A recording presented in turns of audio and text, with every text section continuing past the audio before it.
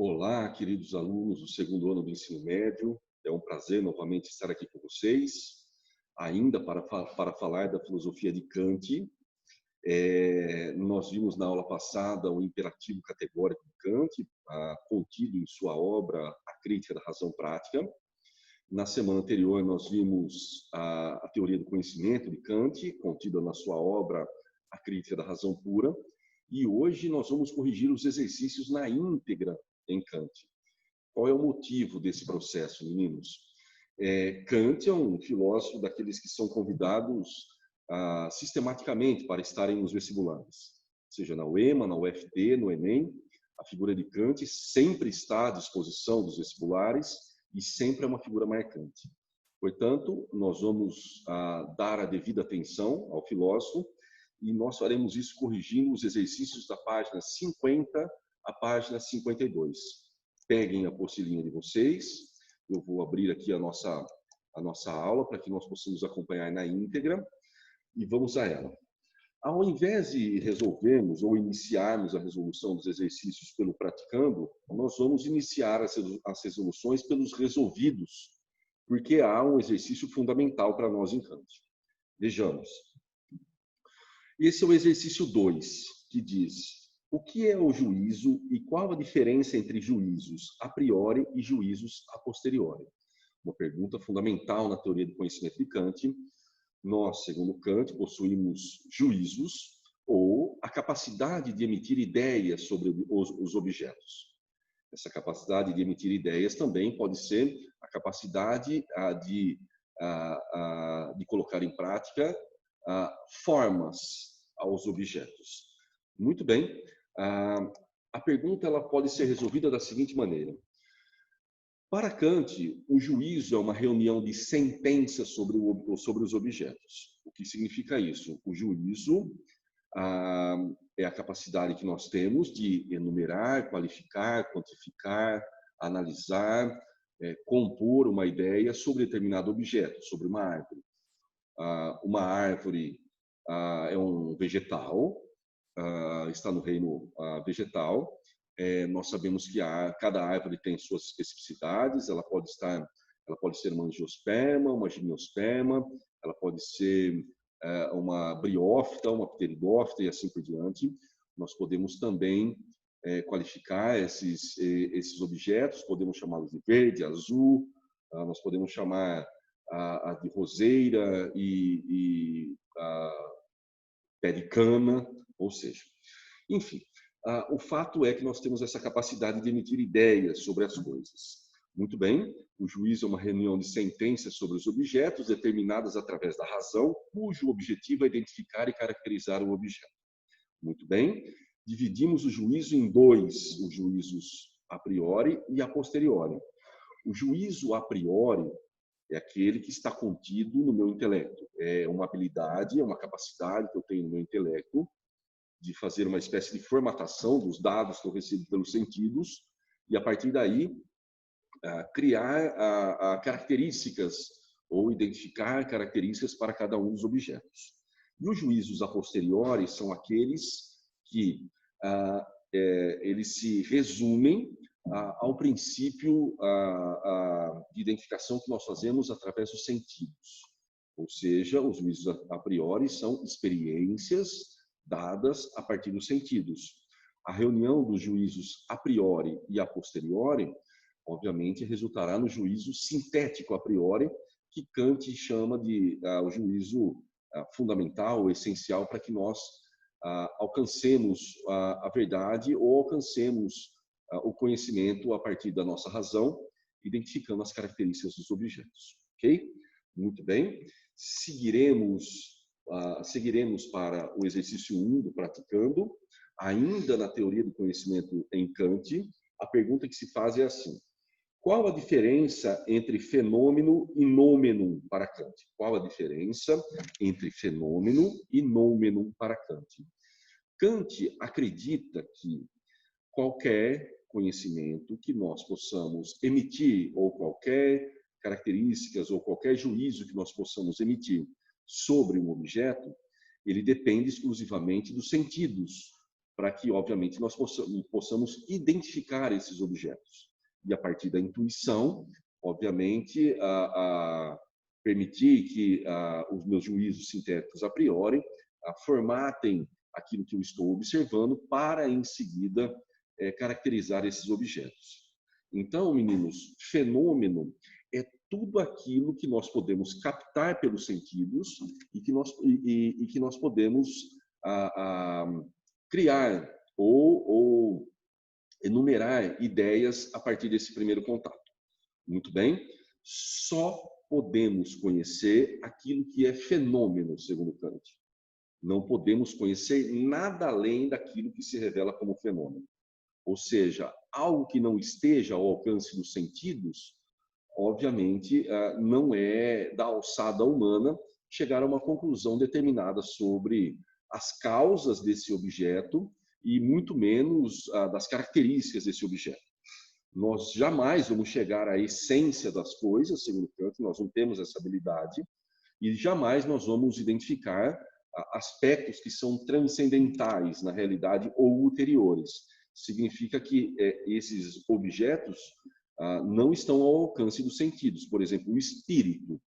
Para Kant é um pouco prematuro identificarmos características para a ideia de espírito, até porque nós não podemos identificá-lo a partir dos sentidos. Então, só é resultado de conhecimento aquilo que nós identificarmos a partir dos sentidos. E isso nós chamamos de fenômenos. Tudo bem, meus anjos? Vamos agora para a segunda questão. Na segunda questão do Praticando, nós não trabalhamos mais com a ideia de teoria do conhecimento em Kant. Nós vamos falar sobre a moral kantiana, sobre a ética kantiana, e a pergunta que se revela é a seguinte. De acordo com Kant, o que são os imperativos categóricos? Muito bem. Primeiramente, temos que identificar que na obra na crítica da razão pura, prática, perdão, Kant descreve sua visão sobre a moral e a ética. Muito bem. Segundo Kant, meus anjos, o que é a moral? A moral e a ética, elas não estão contidas num aspecto exterior a mim.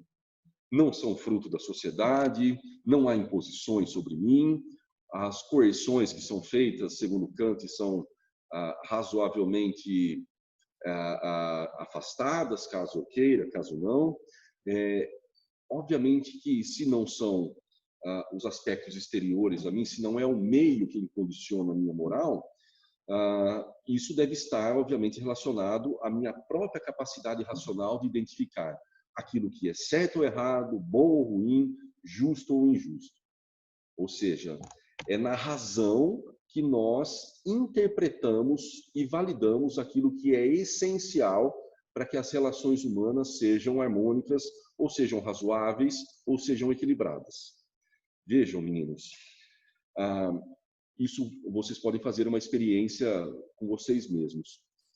Nós sabemos muito bem aquilo que é certo ou errado, independente dos aspectos moral e ético que são expostos a nós através da igreja, da família, da escola, enfim, dessas instituições.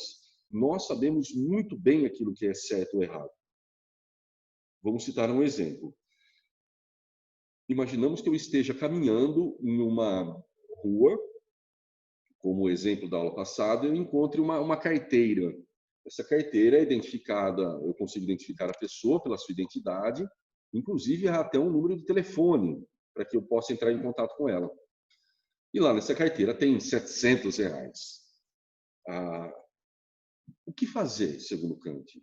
Imediatamente devolver essa carteira à pessoa ou esperar até que essa pessoa se pronuncie e devolver aquilo que lhe pertence. Mas por que eu deveria fazer isso? Por uma recompensa? Não. Porque é um dever moral. Eu tenho na minha racionalidade condições suficientes para entender que o que é justo seria devolver a carteira, o que é correto seria devolver a carteira. Portanto, há em minha racionalidade, há em minha razão uma condição suficiente para eu entender aquilo que é certo ou errado, justo ou injusto e assim por diante. Certo, meus anjos? Seguindo a ideia aqui, o imperativo categórico, nesse sentido, seriam ações que visam, sobretudo, aquilo que tende a tornar as relações mais equilibradas e que seja universal, ou seja aceito por todos. Não roubar é um princípio que nós devemos seguir. Não mentir é um princípio que nós devemos seguir. Mas foi uma mentirinha para evitar. Não, para Kant não há essa condição. A mentira, nós sabemos que dentro da minha percepção da realidade, através da racionalidade, eu sei que a mentira é algo indesejável. Eu não gostaria que a mentira fosse um pressuposto universal. Então, se eu não quero que a mentira seja um pressuposto universal, é evidente que eu prefiro que a mentira seja excluída das relações humanas. Então, é meu dever não mentir. Eu não vou ganhar nada em troca, eu não terei nenhum benefício aparente, simplesmente é o meu dever. Imperativo categórico é o dever de fazer aquilo que é certo. E para Kant nós temos essa condição ou essa habilidade em nossa racionalidade, obviamente, para chegar ao melhor fato, à melhor ideia, àquilo que nos permite ser mais harmônicos e equilibrados nas relações sociais. Ok? Muito bem. Vamos agora para o DH. No DH, nós vamos tratar aqui da primeira questão.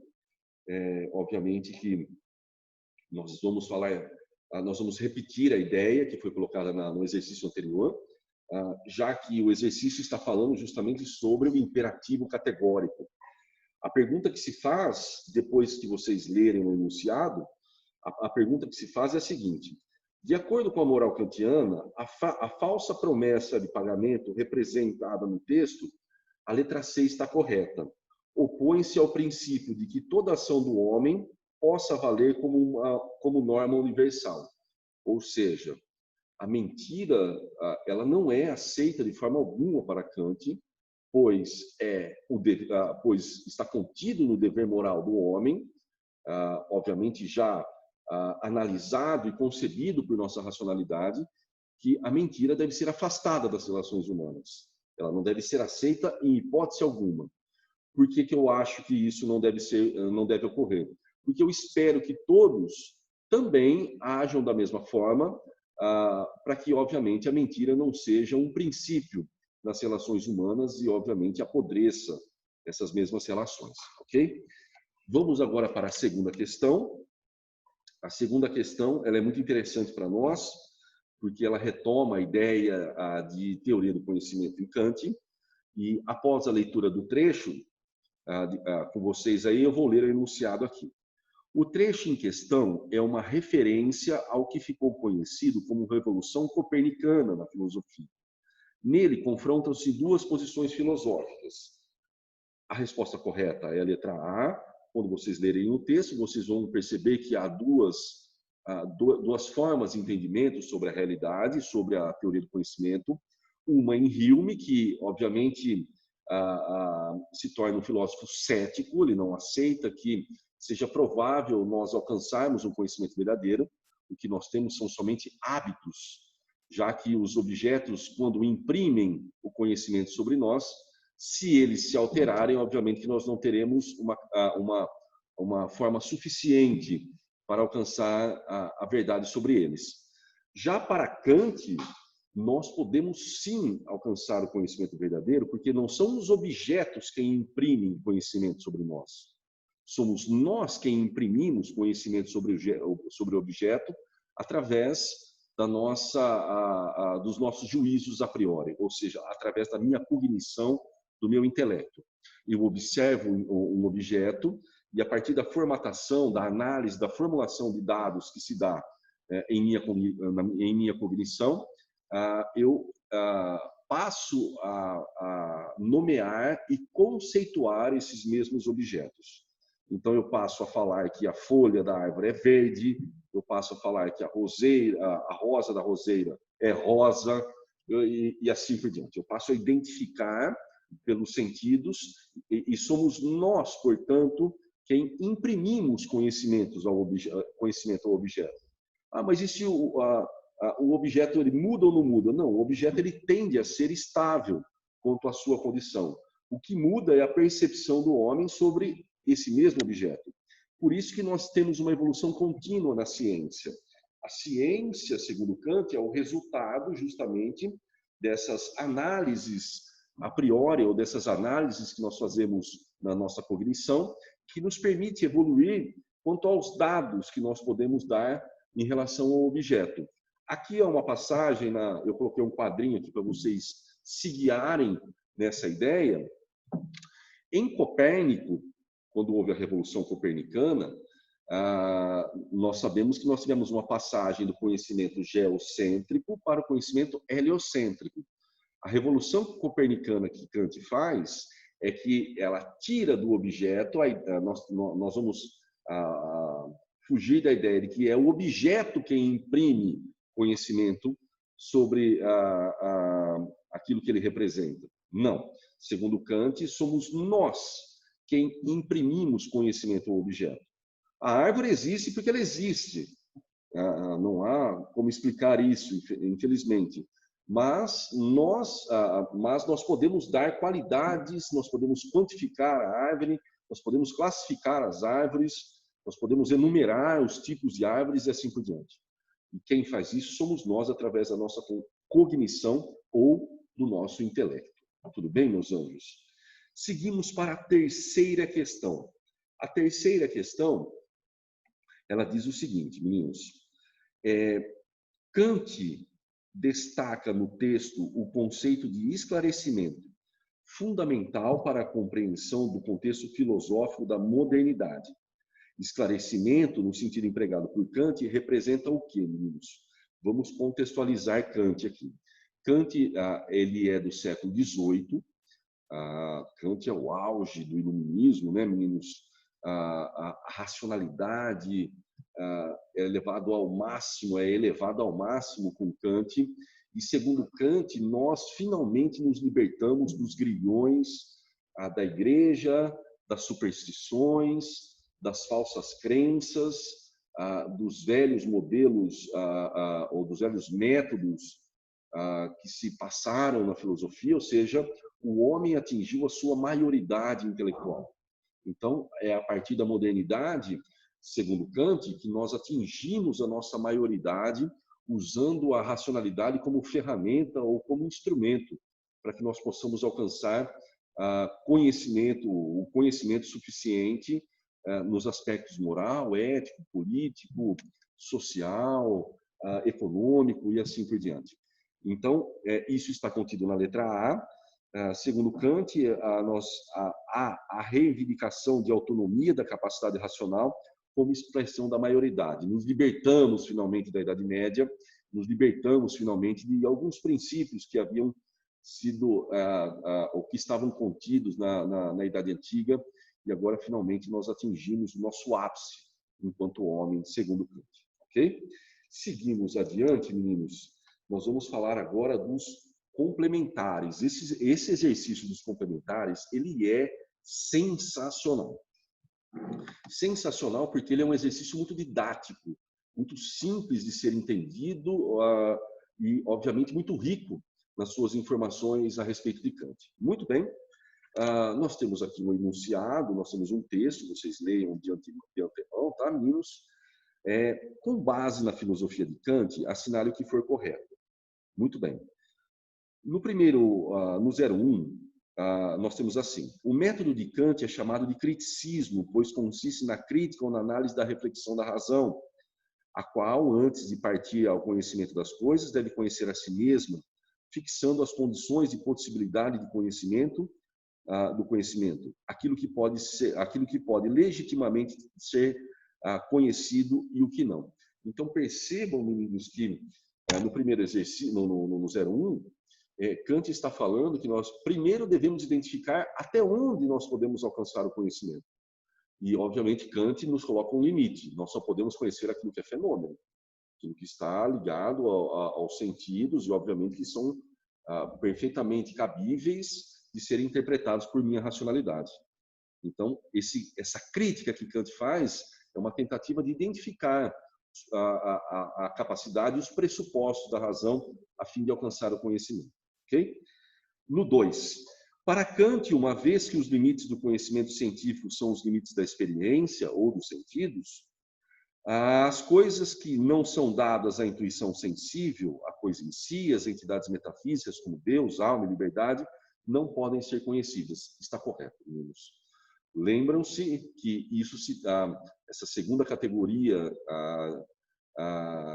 que não nos permite conhecer a realidade são chamadas de noumenon por Kant.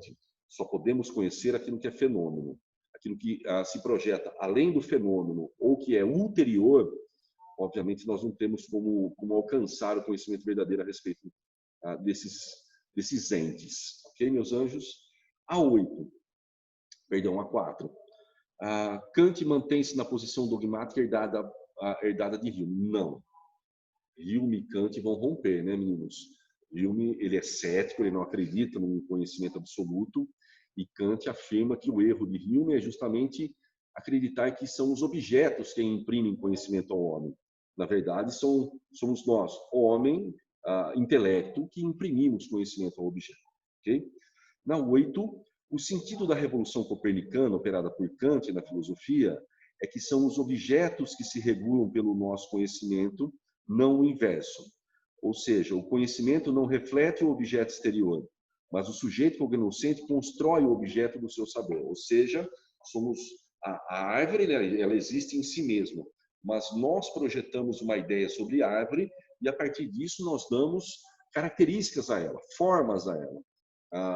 Nós primeiro chamamos de árvore, aquele fenômeno, depois chamamos aquilo de as partes das árvores de raiz, tronco, caule, folha e fruto, e assim sucessivamente, certo? A árvore não sabe que se chama árvore, a árvore não chama aquilo que ela tem na sua parte central de caule, enfim, somos nós quem conferimos essa ideia a ela. 16.